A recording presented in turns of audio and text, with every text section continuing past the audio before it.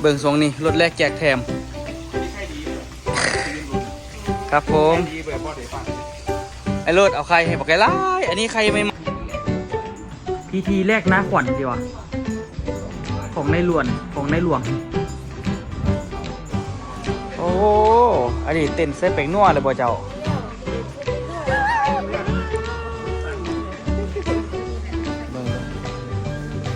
ประตูน้ำสบายดีทุกคนสบายดีตอนเช้าเด้อลูกกำลังจะถ่าย ถ่ายเพียงไปสบายดีตอนเช้าอยู่นี่ ไม่กะทิถ่ายเลยไหมไม่ได้ว่าอย่างเมื่อนี้นะทุกคนเนาะพอดีเมื่อวานนี้ไปดูโฮมมานะทุกคนเอาไปละว่าชิไปซื้อก่อนนี่แหละไปวันว่าของมาแต่นั้นยังไกลไล่เห็นปะก็เลยว่าชิมาเบิ้งอยู่นี่เอาอันไหนบุพอจึงไปซื้อเสริมเอา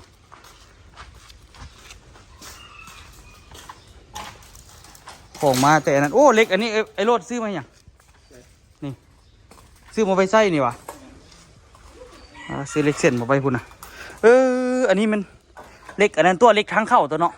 ประตูเลื่อนนะนี่ดิแมนที่มาเสริมมาเดี๋ยวมาประตูเรือนให้เขาจะไม่ยกเป็นเลยมาเบิ่งทุกคนเนาะมาช้อปปิ้งเครื่องของก็เลยใส่เลยใส่นี่สะอันนี้เป็นอย่างก็รอคุณแจนี่สะอันนี้เอาไปนี่ก็ได้เอาไปใส่ประตูออกทางหลังบางทีได้ใส่อันนี้ดีกว่านี่อ่ะกับอันนี้อ่ะเดี๋ยวก็รถมีควันหน้าต่างเอานับเอาตัว จับสัตว์นับให้มันครบจำนวนกับพอตัวมึงเด้อ1 2 3ใส่4 อัน4 บานแมน2 4 8 ตัวแมนบ่วะมีแต่2 บาทนึงนะใส่เทิงกับลุมเด้บ่หน้าต่างแค่บาน2 บานเอาเพื่อเราไงนอนดีให้เราไงก็ใส่หน้าต่างหน่อยใส่แต่ห้องนอน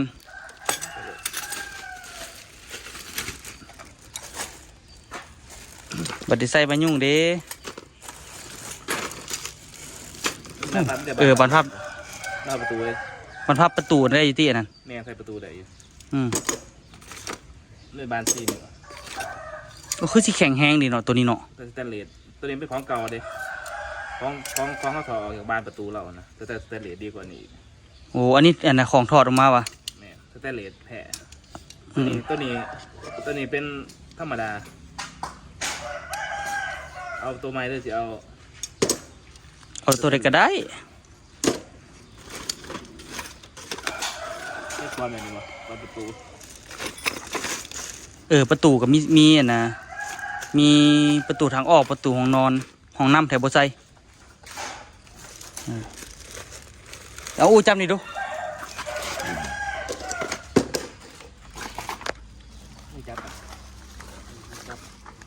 มือจับยังดูเลยดูมือจับปองเยี่ยมเลยมีประตูมันกี่ไร่กว่านี้หน้าตามันน้อยยานแบบแต่ก่อนไอ้วันขายเลยไอ้วันบุขายเลยมั้งเจ้าบาทที่2 อันที่เนื้อละอันก็พอแล้วตัวที่จะทองหน่อยเลยที่มือโจกขันแล้วอันนี้ได้แล้วอันนี้ได้แล้วอันนี้นี่ใส่อ่ะนะประตูพ่อวะประตูห้องนอนกับประตูทางออกไอ้ของนอนไปใส่ยังใส่ดูดีด้วยนะประตูทางออกเนาะสนอแมนประตูหน้าดูของนอนจะเปิดไฟอันนี้ข้างหน้าน้องอันนั้นน้องใส่นะโอ้บ้านรูนมันพับ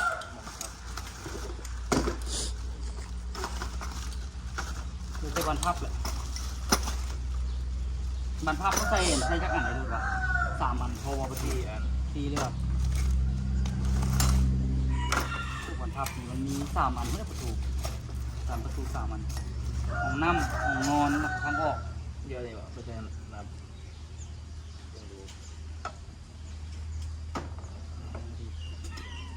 ดูดีแล้วมันกระหัดเลยฮะมันเป็นเล็กหรอว่ะยังไม่งามเอาหนึ่งแรงมันง่ามมันคือแล้วมันหักเขาบอกต้องจับมันเอาไปโซ่สิบอกจ้าบอกเป็นอย่างแต่ว่าเขาบอกว่าอย่าไปขันแห้งเลยห หันพอดียูเนาะ คันเพราะมันตึงมือก็พอที่ไปคันบีบปุ๊บมันจะหักปักนะ เอาจ้ะ ก่อนเก่าเหลือประตู ตัวผู้แรงไปดอกอ๋อตัวไปนำวะ ฝากน้ำแม่ดีกว่าตัวน่ะเหลือใส่อันนะประตูทางออกอันนี้ ไปอ่ะตัวจับดูไปเอานมให้ลูกกินก่อน เย้ตีตัว แม่ไม่ได้ต้องเอานี้ละ อ่ะตัว หนูละ เอานม อันนี้เราปิดเลย ได้โคตรหลายทุกคน ยังแต่บานพับหน้าต่างเหลือบานพับหน้าต่างแล้วก็จบละบานพับหน้าต่างก็ใส่อีก ซื้ออีกประมาณจักเบิ่งก็เด้อ5 อันก็จบละเพราะได้มีอันนี้อันหนึงแล้วก็ได้อาจจะซื้อน็อตนำจบละนี่เบิ่งทรงนี้รถแรกแจกแถม อันนี้ใครดีเด้อตีนรุน ครับผม ดีแบบบ่ได้ฟังเลย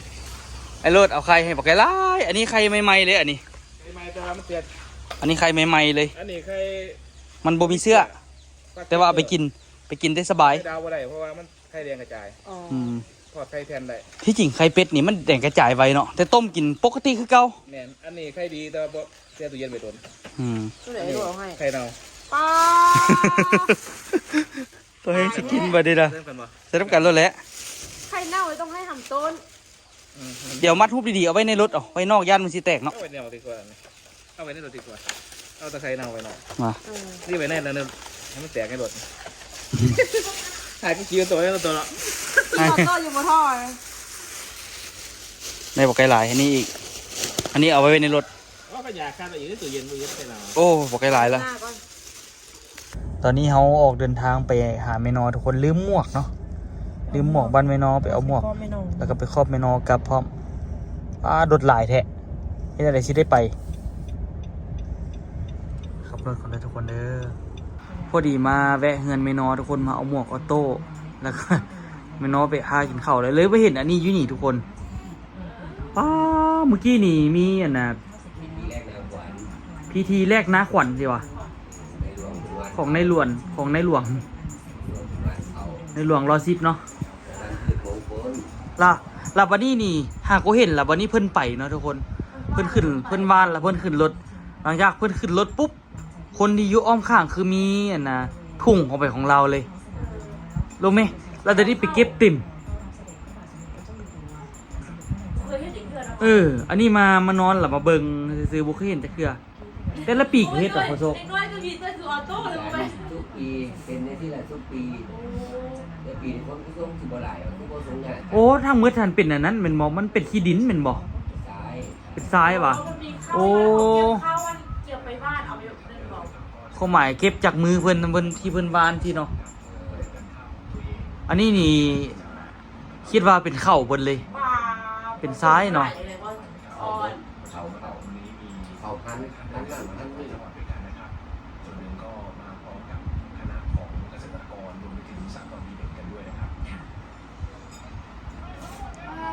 คนหลายให้หลายว่า อันนี้นี่ก็แบบว่ามีเกษตรกรดีเด่นอย่างเพิ่นไปแม่นอว่าเอ้ยวันถ้าว่าได้เป็นเกษตรกรดีเด่นก็ได้ไปคือกัน แต่ว่าเอ้ยวันเคยไปได้แต่ว่าปีนี้บ่เห็นเราไปเว้ยตกเราบอก เป็นอันนั้นละเป็นอันนานางเอกนางจีนดีเด่นเลยเดี๋ยวนี้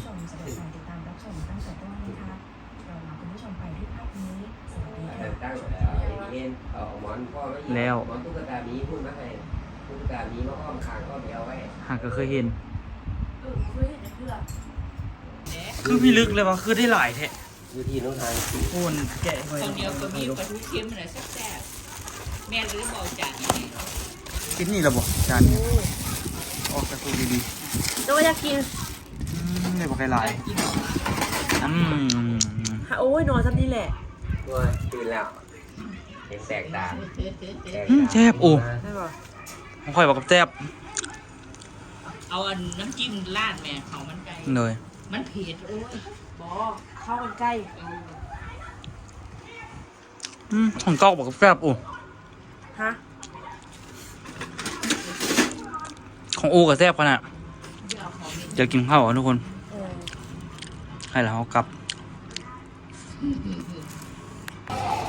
ผู้คำเป็นคนกรุงเทพเหลา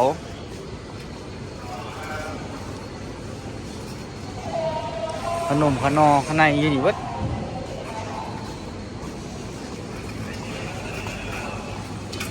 แวะแมคมาการโลก่อนนี้ครับ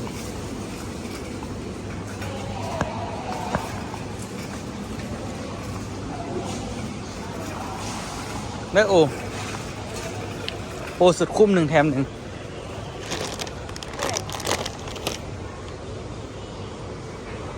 บลู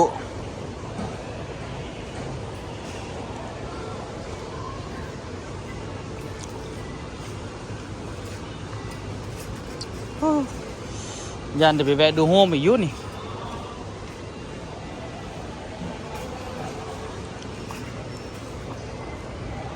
เครื่องพวกนี้ครับอูจักยางไปทางไหนหงจบพูดละโอ้อันนี้เต้นเซเป็งนัวเลยบ่เจ้า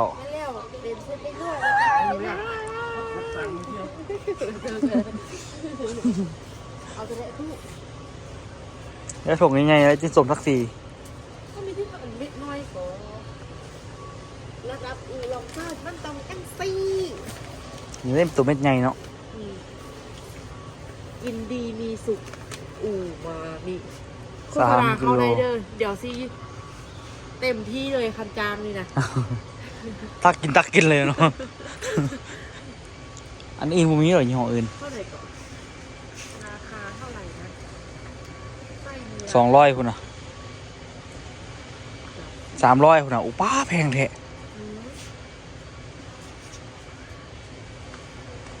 300 กว่าบาทคุณนะ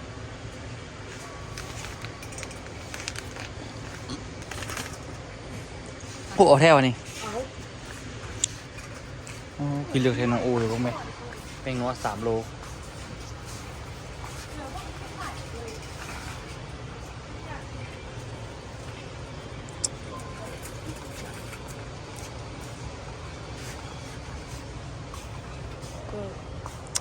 อันได้มี178 บาทมีอยู่32 178หารด้วย3คืออยู่ถุง9 บาท รู้ละแล้วจะ2 กระสอบบ่ เท่าเดียวก็พอ เพราะว่าจะ2นึงบ่จะ2พอดีพอวะ เขียวเอา จะ2 อันเนาะ2 กระสอบเนาะน่าน้องอูดไป ดูซีนเนื้อไปดีเขาไปซื้อใส่ไก่ไปเฮ็ดเนื้อปลา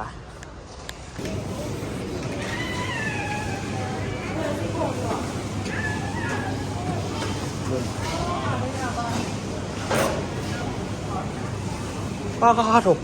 งามเลยวะ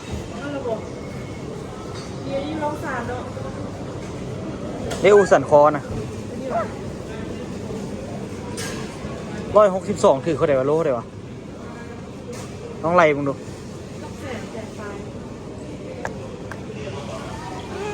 กับ 30โอ้พอดีเป็นละแสนนู่นแหละตัวสีกับยูราว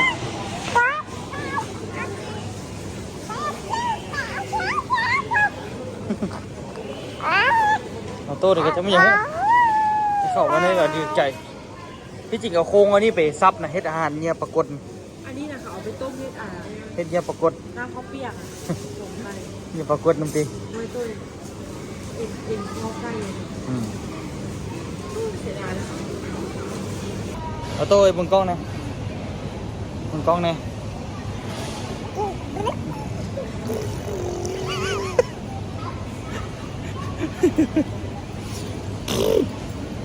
ว้ายขี้เกียจ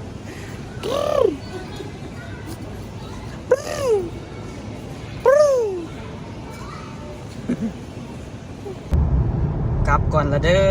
ประเทศไทยได้มา3 มื้อ 2 คืนเนาะทุกคน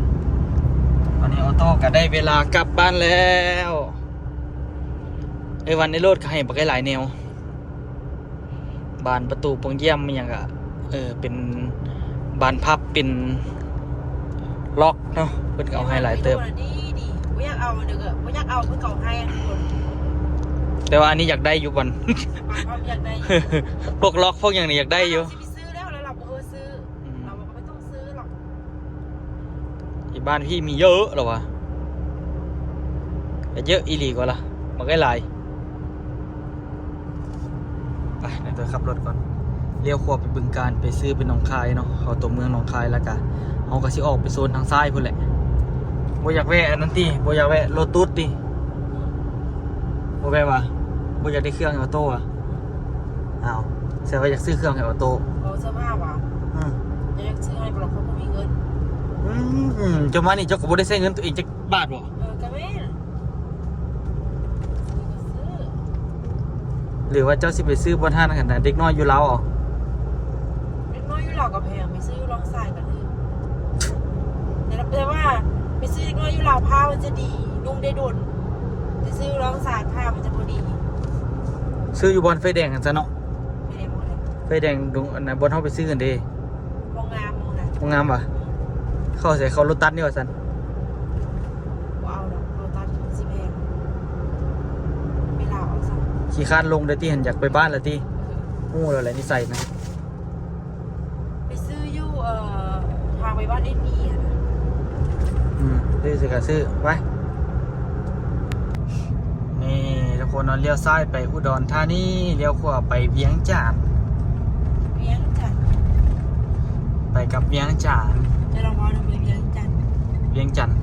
เวียงจันทน์เพราะว่าถือว่าเวียงจันทน์ ที่เวียงคาน 48 นี่เด้อหน้าด่านเด้อพ่อแม่พี่น้องเด้อกลับละเด้อ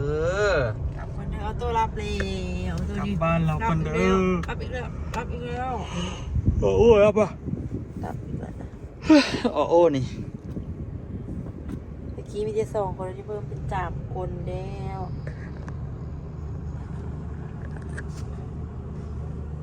อันนึงเอาลง TikTok ลูกผู้กงหันปี8 เดือน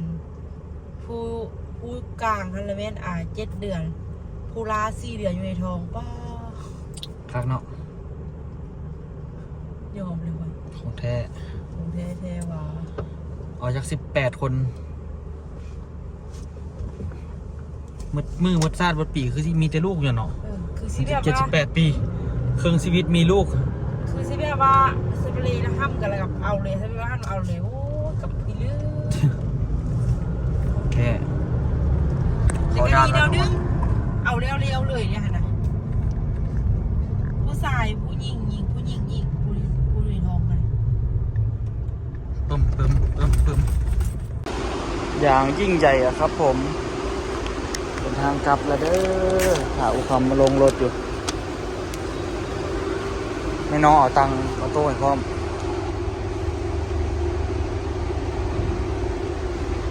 โต้กันรับ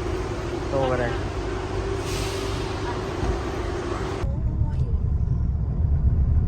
ข้ามไปคืนแล้วเด้อลาก่อนนะครับ ประเทศไทยโอกาสหน้าไว้เจอกันใหม่นะครับ เดี๋ยวโอกาสหน้ามาใหม่เด้อเดี๋ยวทำร้านเสร็จก่อน ทำร้านไหมเดี๋ยวทำร้านเสร็จก่อนค่อยกลับมานะครับ ให้เจวันและพี่โรดไปหาที่ฝั่งเราวแล้วมารับที่หน้าด่านไปเที่ยวกัน รับมาอย่างรถเขาก็มี ฮะ รถเขาก็มี เอามือเราไปเอารถเราไปเนาะพี่เที่ ว่า ยว impossible ค่อยว่านะ impossible ยังขี่ไล่เราต้องเอารถไปจอดไปเฮือนเฮา เนาะ เขาสิเอารถเฮาไป เข้าด่านลาวแล้วนะครับ อินเทอร์เน็ตก็มาแล้วนะครับจิ้วเลยอินเทอร์เน็ตข้ามมาประเทศลาวแล้วทุกคนตอนนี้นี่ 11:34 เป๊ะบอกค่อยว่า 11 โมงแล้วถึงฮอดลาว ปกตินี่ เราสิเห็นรถลาวข้ามมาหลายวันนี้รถไทยข้ามมาลาวหลายบ้าง รถไทยมาบอกหลายๆเนาะ จังวันนี้มันมีเหตุการณ์อย่างเขากวดเข้มใช่ปะปกติเขาก็ไม่ได้กวดเข้มปะนี้มื่อนี้เขาแบบไขกระเป๋าเสื้อ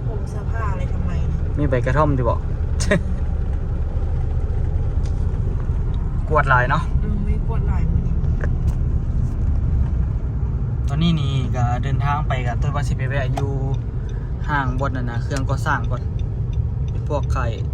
ายๆคือดูโฮมอยู่ประเทศไทยแหละ ข้านแวะกันเลยย่าแหละมาแวะอยู่เล้าซะราคามันกับโบต้นอย่างกันหลายทุกคนขามมาฟังเล้าล่ะขามมาด้านหลายย่านแบบเขาจะสิเก็บภาษีเนี่ยก็เลยว่าอย่าซะที่จริงกันเล็กๆน้อยๆเขาก็ไม่ได้วายอย่างดอกเอาอีพี่ดีกว่าสบายใจนะอุ้นเนาะเป็นไงหุ้นซื้อขามมาเล้าล่ะ ซื้อที่ไหนกลับมาแล้วซื้อมาทางบุดี โบข่อยหู้เลยว่าเจ้าอยากกลับมาฟังเรานะ เมื่อยอู้ดินเลยวะ ได้กลับมาอยู่เราดีใจวะ มันพูดไม่ได้นะทุกคนมันไปอย่างนี้ไม่มีลูกแล้วมันยุ่งยากนะ ต้องซื้ออะไรคุณจะเฮ็ดหรอเดี๋ยวนี้ รู้ไหม เบิ่งอย่าง ลูกนอนมอนเขียน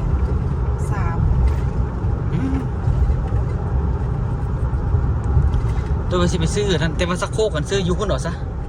ไปซื้อเครื่องเฮ็ดน้ำอุ่นก็ไปซื้อบันพับก่อนแล้วก็จบละ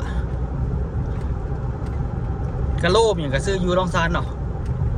แต่บ่ฮู้สิได้แบบที่อยากได้บ่ แป๊บเดียวก็เอาเยอะ โอ้ ก็เป็นเยอะ โอ้ได้ก็เอาเยอะอยู่หั่นเด้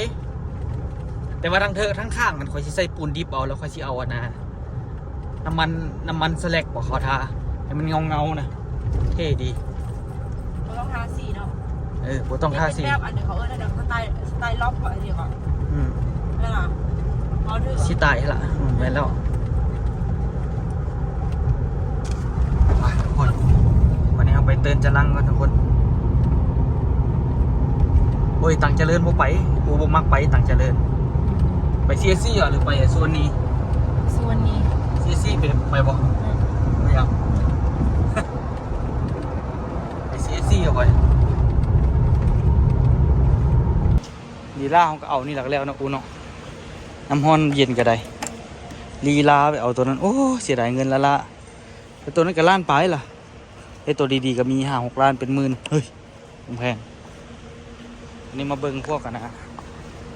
หมอน้ำนะทุกคนเนาะไปพูดนะไปเบิ่งหมอน้ำไปเบิ่งสักโคกเดี๋ยวไปไว้ใส่ต้องได้ซื้ออันนี้อีกได้นี่พัดลมดูดอากาศตัวนี้มาซื้อหมอน้ำอุ่นเนาะอันนี้3 ล้านอันนี้2 ล้านปลายโซนนี้กำลังแจกไปเลยซื้อตัว2 ล้านปลายเนี่ยเอาไปใส่กัดแขวสู่เอาหมอน้ำอุ่นตัวใหญ่เลยเพราะว่าย่านแบบเอาไปแล้วมันสิเสียใจใส่ตัวนั้นแล้วมันรู้สึกมันยังไงฮะมันบ่ค่อยอุ่นดีปานใดนะอยู่เฮือนอุ่น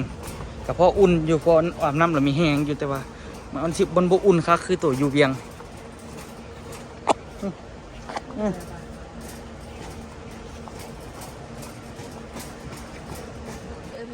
เบิ่งดูประตูน้ำประตูน้ำมีละประตูน้ำตัวปิดเปิดอันนั้นตัวมีละไปเบิ่งแวนมึงดูเอาเทเจ้าย่านตื่นตัวเองอ่ะคือว่าย่านตื่นตัวเอง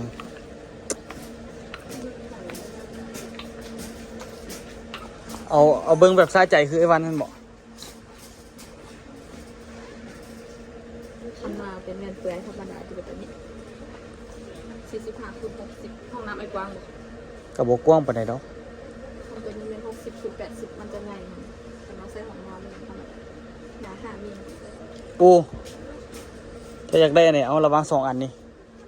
อันนี้เท่าไหร่อันนี้ ตัวนี้229,000 เอ้าอันนี้คือถือแค่ มันบ่มีเครื่อง มันบ่มีลีลา แมนตัวนี้มันจะมีลายแต่ว่าตัวนี้มันบ่มีเครื่อง ตัวไหน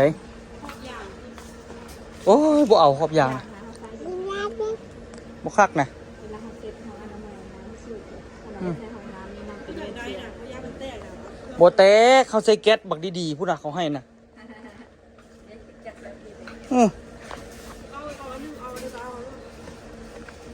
อันนี้ก็ได้จับมี เอาตัวมาแม่มา เอาบ่ไปก็ได้อันนี้มีอยู่ตัว โดยมีไอ้เป็น เอาตัวนี้แหละ เขาจะหัน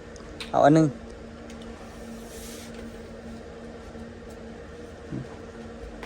วิญญาณมันแตกอีกยัง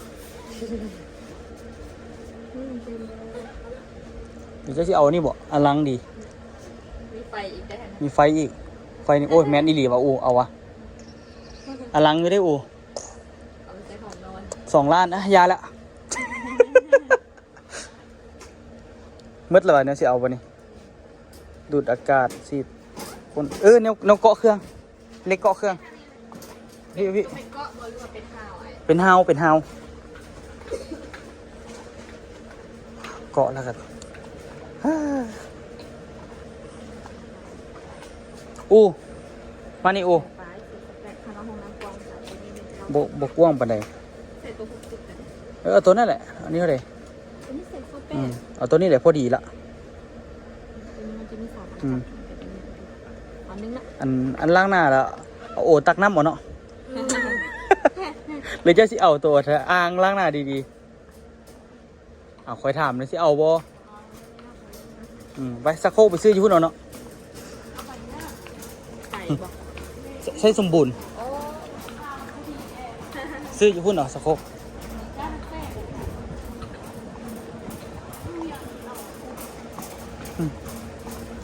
จบเลยโอ้ใจได้อู้เจ้าหน่อยหอบนี่นะหัวใจหลายหอบละเข้าใจบ่เอ้าหัวใจบอกไปหลายหอบละเรื่องของเจ้าสันหัวใจหลายหอบก็เรื่องของเจ้าสันตอนซื้ออ่างนี่แหละไปคนปูนคักๆ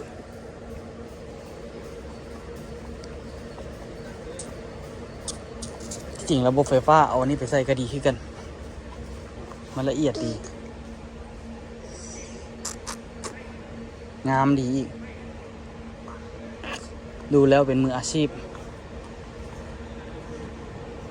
ดิย่านแต่ไม่ได้ไปได้ขนาดมาในนี่แล้วจริงว่ากันเครื่องไฟฟ้าเอาซ้ำนี้ก่อนซ้ำนี้ก็5สิออกละถือว่ามืดเติบหนึ่งได้ทุกคนโม้หน่อยได้นี่พอไปไล่นี่ถ้าบังเดือ10 เบิดเท่าไรเครื่องของน้ำอย่างเดียวได้นี่ทุกคนเราก็เฮ็ดเพื่อความสะดวกของเราเนาะไป โอนเงินให้โทรศัพท์เขายัง ไปมาเอามาใส่หน่อยซื้อเครื่องมืดอยู่5,167,000ได้คูปองรุ่นคำรุ่นล้าน1 2 3 4 5 6 7 8 9 10 ใบบัตรซื้อนี่นางจันทร์สุขผลบุตรดีเบอร์โทรหา6417722ทั้งหมดเลย ถ่ายหูกับแม่เบิ้งไหมเดี๋ยวถ่ายหูกันเด้อหนึ่งเจอ1 2โอเค ปล่อยว่าเพราะว่าเขาต้องง่ายจากตรงก่อนไปคนละเจ เอาอยากให้เป็นอย่างคืออยากให้